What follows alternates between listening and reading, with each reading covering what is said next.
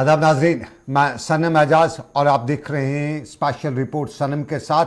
और special report की शुरुआत हम दिल्ली की उस खबर से करेंगे जिसका मुद्दा और मकसद जम्मू कश्मीर ही था, लेकिन जम्मू कश्मीर का ये मुद्दा और मकसद आज पूरा नहीं हो सका। कौमी बजट ना सही, लेकिन जम्मू कश्मीर स्टेट का, जम्मू कश्मीर यूटी का बजट जो है वो आज पार्लियामेंट में बाज़ाब्ता तौर पर पेश हुआ। और बजट का इस इजलास के दौरान बजट का पेश होना साफ ज़ाहिर चौथी बार है, क्योंकि पिछले 3 बजट भी जम्मू कश्मीर के पार्लियामेंट में ही पेश हो चुके हैं। जम्मू कश्मीर में असम्बली नहीं है, इसलिए जम्मू कश्मीर का बजट जो है पार्लियामेंट से ही पेश किया जाता है। और जम्मू कश्मीर के बजट को आज जम्मू कश्मीर की सियासत से लेकर जम्मू कश्मीर के हालात पर नज़र रखते हुए मरकज़ी वज़ीर निर्मला सीतारमण को पेश करना था, लेकिन मरकज़ी वज़ीर सीतारमण की आज बजट के इजलास के दौरान हाजिर नहीं थी, तो उनकी जगह पे वज़ीर ममलिकत ने जम्मू कश्मीर का ये बजट पेश किया।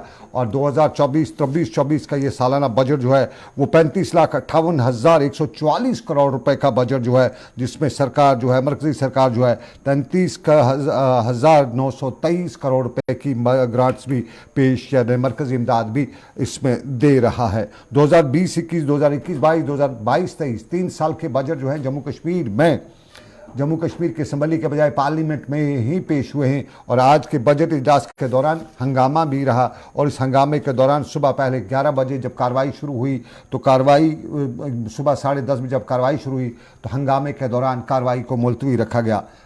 लोकसभा के स्पीकर ने अगला वक्त जो है बाद दोपहर का रखा, लेकिन बाद दोपहर भी यहाँ पे दोपहर की कार्रवाई शुरू होते ही पार्लियामेंट में हंगामा आराई हुई। और इस हंगामा आराई में दोनों तरफ से सूरत-ए-हाल देखने को मिली। एक सूरत-ए-हाल हिज़्ब इख्तिलाफ की थी, एक हिज़्ब इक़्तिदार की थी। हिज़्ब इक़्तिदार राहुल गांधी के फॉरेन में यानी विदेश में दिए गए बयान पर हंगामा पर सरापा एहतजाज थी। और हिज़्ब इख्तिलाफ का कहना, हिज़्ब इक़्तिदार का कहना था कि जो राहुल गांधी ने जो बयान दिया है उससे मुल्क की छवि यानी इमेज को नुकसान पहुंचा है। और राहुल गांधी से बताया गया कि वो माफ़ी मांगे और ऐवान के जो अरकान ने राहुल के बयान की मजम्मत करें।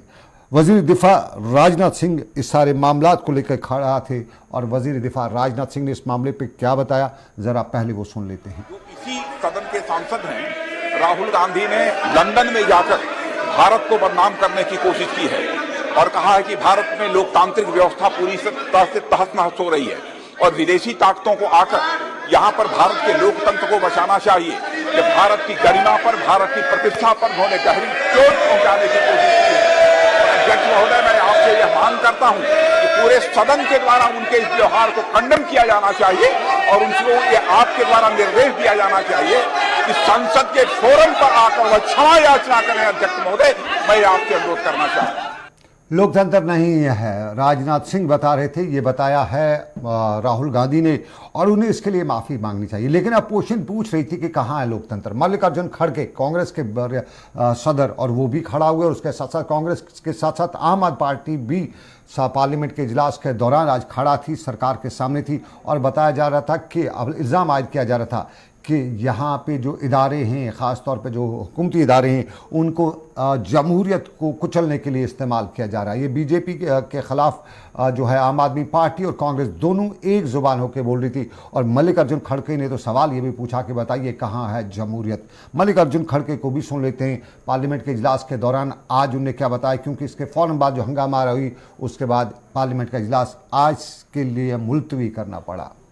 हम लोगों ने 2 बहुत महत्वपूर्ण मुद्दा उठाया है। एक तो अडानी का महाघोटाला जो है वो दुनिया का सबसे बड़ा घोटाला है, जो नरेंद्र मोदी जी ने अडानी के साथ मिलकर किया है। और मेरा तो सीधा आरोप है ये अडानी का घोटाला नहीं, ये मोदी का घोटाला है। इसमें मोदी का पैसा लगा हुआ, बीजेपी का पैसा लगा हुआ, लाखों करोड़ का घोटाला होगा। तो इस बात को पूरा देश देख रहा है, इसलिए हम लोग ये 2 और वो जो सवाल उन्होंने उठाया था, हमारे सदन को कोई संबंध नहीं था, क्योंकि डेमोक्रेसी के बारे में जो राहुल जी ने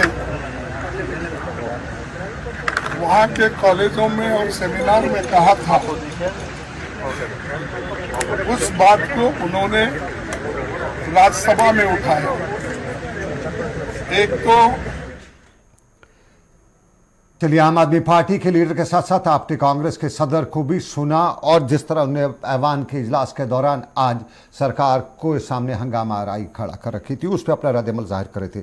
लेकिन अब जरा हम जम्मू कश्मीर का रुख करते हैं, जहां इदारों की कार्रवाई जारी रही। एसआईयू की कार्रवाई आज जनूबी कश्मीर में जारी रही और जनूबी कश्मीर के कुकरनाग के इलाके में स्टेट इन्वेस्टिगेटिंग एजेंसी के अहदेदारों ने एक शख्स मोहम्मद इसाक मलिक दनवतपोरा कुकरनाग के घर को आज सुबह प्रॉपर्टी उसकी को आज सुबह जब्त करने के लिए बाज़ाब्ता तौर पे नोट्स वगैरह भी चस्पान की। अनंतनाग के इस इलाके में कुकरनाग में आज सुबह ही जो इंतज़ामिया के अहदेदार हैं वो वहाँ पर पहुँचे हुए थे, पुलिस थी और उसके साथ साथ मुतलका इलाके के पंच सरपंचों को भी बुलाया गया था और उनकी मौजूदगी के दौरान प्रॉपर्टी जब्त करने की कार्रवाई जो है वो अमल में लाई गई। और इदारों की तरफ से बताया गया या इदारों की तरफ से सरकार की तरफ से जो जानकारी फराहम की गई कि मज़कूरा शख्स मिलिटेंसी में इन्वॉल्व था, इसलिए उसकी प्रॉपर्टीज़ वगैरह जब्त की गई है।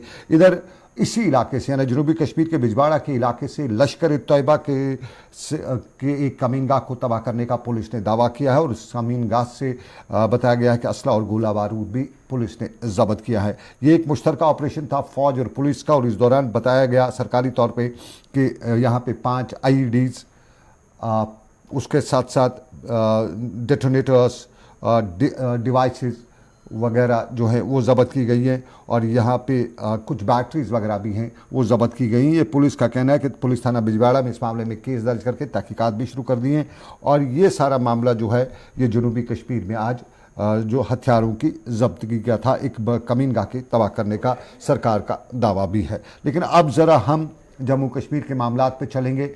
जम्मू कश्मीर के मामलात में हम ज़रा पहले आपको बताएं, जम्मू में कांग्रेस का प्रोटेस्ट है, लेकिन उससे पहले हम कश्मीर की बात करें तो कश्मीर में आज अपनी पार्टी के लीडर मोहम्मद रफ़ी मीर ने मीडिया से बात करते हुए प्रॉपर्टी टैक्स की बात भी की। प्रॉपर्टी टैक्स के साथ साथ उन्होंने जो इलेक्शंस हैं उस पर भी बात की और मोहम्मद रफ़ी मीर ने प्रॉपर्टी टैक्स के मामले पर आज हमारे साथी से बात करते हुए बताया कि इंतखाबात और प्रॉपर्टी टैक्स ये दोनों मामलात हैं और इस मामले पर अपनी पार्टी बहुत ज़्यादा सीरियस है। ज़रा सुनिएगा मोहम्मद रफ़ी मीर क्या बताते हैं, पहले प्रॉपर्टी टैक्स पे, उसके बाद हम आपको दूसरे मामलात पर भी बताएंगे।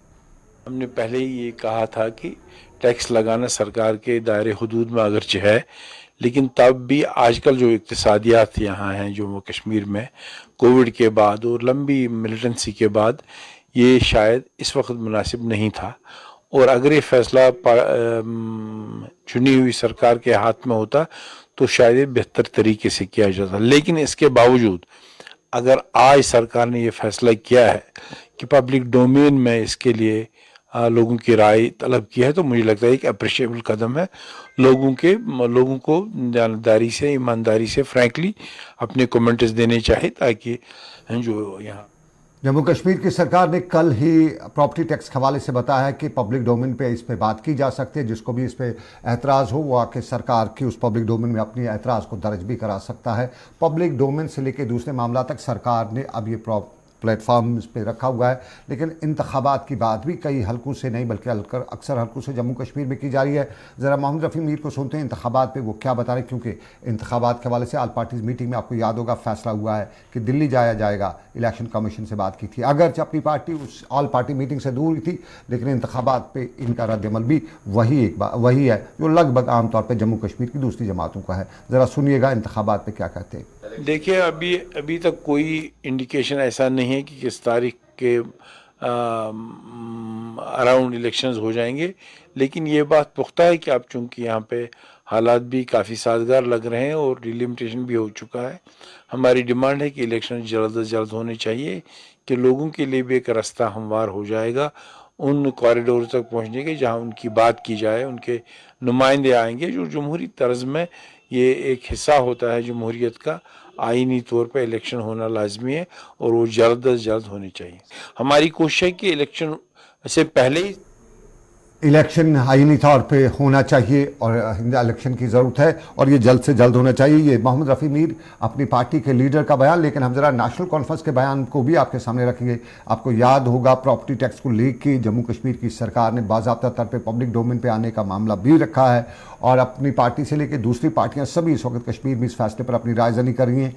क्या है नेशनल कॉन्फ्रेंस की राय, क्योंकि नेशनल कॉन्फ्रेंस पहले दिन से ये बताती आ रही थी कि पब्लिक से मशवरा किए बगैर ये सरकार फैसले ले रही है। तो क्या अब की बार इस सरकार इस मामले पे पब्लिक से जो है मशवरा ले रही है, पब्लिक का जो व्यू पॉइंट है वो ले रही है, तो उस पर नेशनल कॉन्फ्रेंस क्या जवाब दे रही है? सुनिएगा इमरान डार को, नेशनल कॉन्फ्रेंस के तर्जुमान है।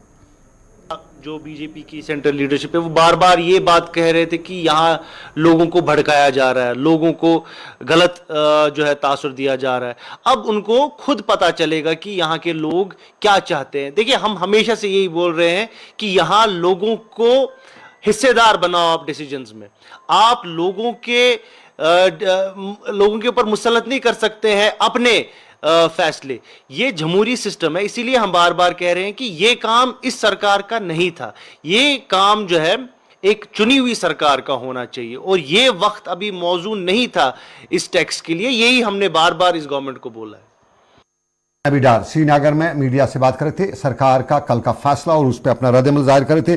लेकिन आपको नाज़रीन बताते चलें, कांग्रेस सरकार के इस फैसले के खिलाफ सीना जोर है, सीना सिपर है और कांग्रेस के लगातार मुजाहिरे हो रहे हैं। जम्मू में मुजाहिरा आज हुआ और जम्मू में वकार रसूल बानियाली जो कांग्रेस के रियासती सदर भी हैं, उनकी सरबराही के साथ साथ रमन बल्ला के साथ आज जम्मू में कांग्रेस ने एक प्रोटेस्ट किया और इस प्रोटेस्ट के दौरान राजभवन की तरफ मार्च करने की कोशिश की गई और मार्च में के दौरान जम्मू कश्मीर में टैक्स लगाए जाने पर सरकार के फैसले का जो मामला है उस पर काफ़ी एतराज़ भी जताया गया। ये भी बताया गया कि अडानी का नाम लेते हुए बताया गया कि जहां एक तरफ से मौजूदा सरकार जो है वो अडानी को फ़ायदा देने के लिए सब कुछ करते हुए मुल्क को बेच भी रही है, वहीं महंगाई भी एक परेशानी है और महंगाई के साथ साथ सरकार उस महंगाई पे कंट्रोल करने के साथ साथ बेरोजगारी पे कोई रोक लगाने में अभी तक नाकाम रही है। और इसके खिलाफ जम्मू में आज वकार रसूल बानियाली और दूसरे लीडरान की सरबराही में कांग्रेस कारकुनान ने एक राजभवन चलो रैली का इनेकाद कर रखा था। वकार रसूल बानियाली से लेकर रमन बल्ला ने मीडिया से इस मामले में बाद में बात भी की, मौका मिला तो वो भी आपको सुनाते हैं। कांग्रेस पार्टी का आज हर एक राजभवन पे घेराव होगा, जिसमें मुख्य जो मुद्दा है वो ये है कि नरेंद्र मोदी की सरकार ने हर चीज, एयरपोर्ट्स, रेलवेज, इंडस्ट्रीज, पोर्ट्स, हर चीज जो है अडानी को बेच दिया। और जो हमारी लाइफ इंश्योरेंस LIC है, SSB है, JK बैंक है, सब बैंकों से उसको मुफ्त के लोन दिला दिए हैं और आज वो डूब रहा है और जम्मू पूरे हिंदुस्तान को वो लोगों को डुबा रहा है, उसकी इकोनॉमी को डुबा रहा है। गरीबों का पैसा लगा हुआ है LIC में, गरीबों का पैसा लगा हुआ है SSB में। तो हमारा यही प्रोटेस्ट है कि सरकार को एक्सपोज कर रहे हैं हम, जो सरकार बड़े वकार रसूल बानियाली रियासती सदर कांग्रेस के और बता रहे थे कि मुल्क को डुबो रहा है। और प्रॉपर्टी टैक्स पे नेशनल कॉन्फ्रेंस, NC, PDP सबका बयान यही है कि प्रॉपर्टी टैक्स आवाम की राय के साथ ली जाए। लेकिन जम्मू में आज डोगरा फ्रंट ने, पार्टी के लीडर, डोगरा फ्रंट के लीडर अशोक गुप्ता की सरबराही में एक मुजाहरा भी किया और ये मुजाहरा इन पार्टीज के खिलाफ था। और इस मुजाहरा, ये पार्टी नेशनल कॉन्फ्रेंस के खिलाफ था, ये मुजाहरा ये कांग्रेस के खिलाफ था। और ये प्रॉपर्टी टैक्स को लेके डोगरा फ्रंट आज एक मामला और लेके आई और बता रही थी कि किस हक से और किस तरह से ये सरकार की नुक्ताचीनी करें, क्योंकि पहले ही ये डोगरा जम्मू कश्मीर में जो प्रॉपर्टी टैक्स है वो नेशनल कॉन्फ्रेंस और जम्मू कश्मीर में जब कांग्रेस की कोलिशन थी 2012-13 में, तब ये लाया गया था, असेंबली में पेश किया गया, असेंबली में पास किया गया। अशोक गुप्ता से हम सीधा जम्मू लिए चलेंगे। आपको जम्मू से अशोक गुप्ता मेरे साथ जुड़ चुके हैं। अशोक गुप्ता जी नमस्कार, स्वागत है आपका। जरा हमारे दर्शकों को बताइए। नमस्कार भाई साहब। आप आरोप लगा रहे हैं कि ये नेशनल कॉन्फ्रेंस और कांग्रेस की जब सरकार थी जम्मू कश्मीर में, और आज आपने बताया है कि तब मुबारक गुल जो थे स्पीकर थे जम्मू कश्मीर असेंबली के, ये तब पास हुआ है। सवाल हमारा एक ही आपसे, क्या ये पास हुआ है या पेश हुआ है? Jammu and Kashmir property tax board act 2013 पास हो चुका है। 2013 NN वोरा साहब ने इस पर साइन करके 2013 भाई साहब 11 में लाया गया, 13 में पास हो गया और एक्ट बन गया। इसके बाद में Jammu and Kashmir government gazette, और ये गजट के अंदर आ गया। मैं सब ये बातें करना चाहता हूं regulation and rule pass therefore. Property tax का बोर्ड बना, 3 मेंबर बने, जिसके अंदर श्रीमान मुख्यमंत्री उमर अब्दुल्ला जी इसके चेयरमैन, 2 मेंबर और इसके, 2 member minister incharge housing and urban development और मिनिस्टर इंचार्ज लॉ जस्टिस।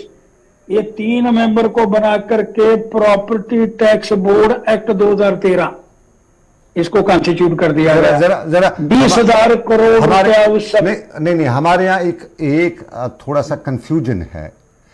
तब असेंबली के में बिल पास हुआ, बिल पे चर्चा हुई, एक बोर्ड बनाया गया कि वो प्रॉपर्टी टैक्स को देखेगा। क्या बोर्ड की कोई मीटिंग हुई? बोर्ड ने उस पर कोई चर्चा की? बोर्ड ने उस पर कोई फैसला दिया?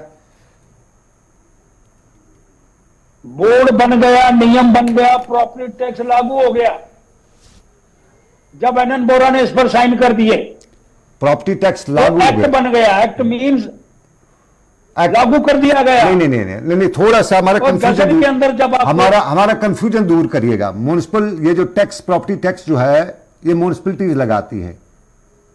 तब जितना मुझे समझ आया, मैं अभी देख रहा था, मुझे जो समझ आया कि ये एक बोर्ड बनाया गया, ये प्रॉपर्टी टैक्स जो देखेगा, जो इस पे संशोधन कहीं करना होगा, ये जो अपना जो म्युनिसिपलिटीज में कोई चेंज वगैरह करनी होगी उसमें एक्ट्स में, तब ये बना था।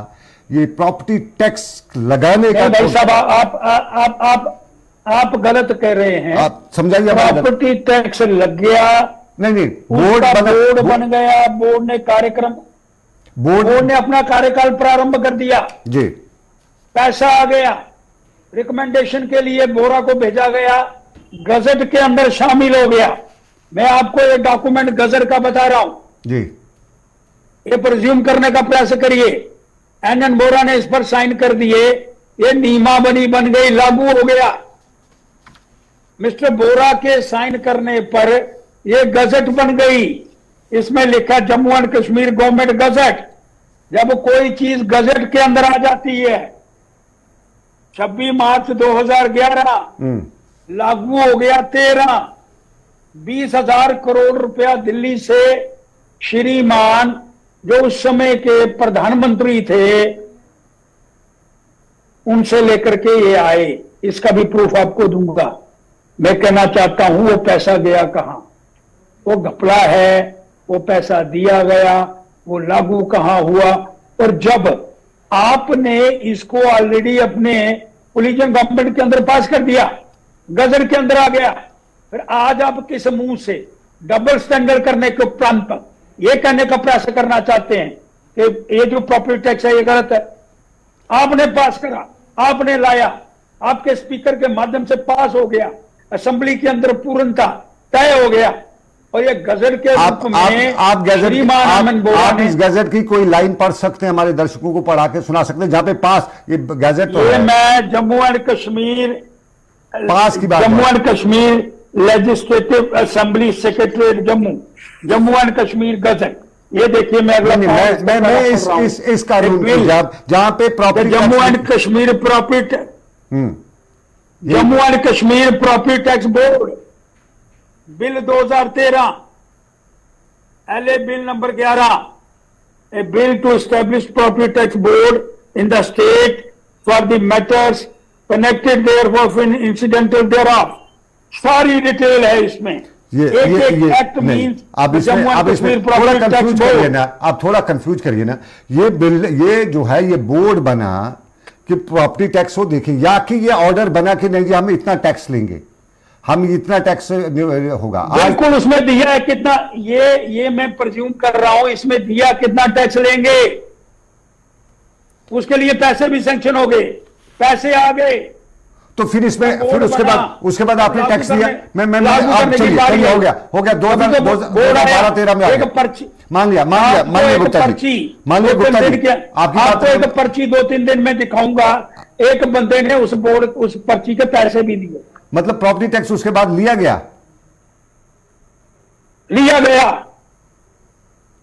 आपने भरा कभी? किसी ने भरा? और मैं कहना उसके बाद की परिस्थितियां की जानकारी मुझे नहीं है, लेकिन एक पर्ची आपको जरूर बताऊंगा जिसके माध्यम से वो पैसे वसूल किए गए। मैं कहना चाहता हूं जब ये गदर के जब गदर के अंदर आ गया, नियम बन गया, रूल बन गया, लागू हो गया, फिर आप किस तरह से आज कहने का प्रयास करना चाहते हैं हम इसका विरोध कर रहे हैं? और वो जो पैसा 20,000 करोड़ रुपए आया वो कहां गया? ये इंप्लीमेंट हुआ था, आप कहते हैं ये इंप्लीमेंट हुआ? इंप्लीमेंट हुआ तो पर्ची काटी गई। जी जी, वही इंपॉर्टेंट है, वही इंपॉर्टेंट है। पर्ची काटी गई, कहीं से टैक्स किसी से लिया गया। चलिए, और आज विरोध कैसा? फिर कैंडल मार्च क्यों है? डबल स्टैंडर्ड क्यों है? दोनों पार्टियां इसके विषय के अंदर अपनी स्थिति को स्पष्ट करने का प्रयास करें।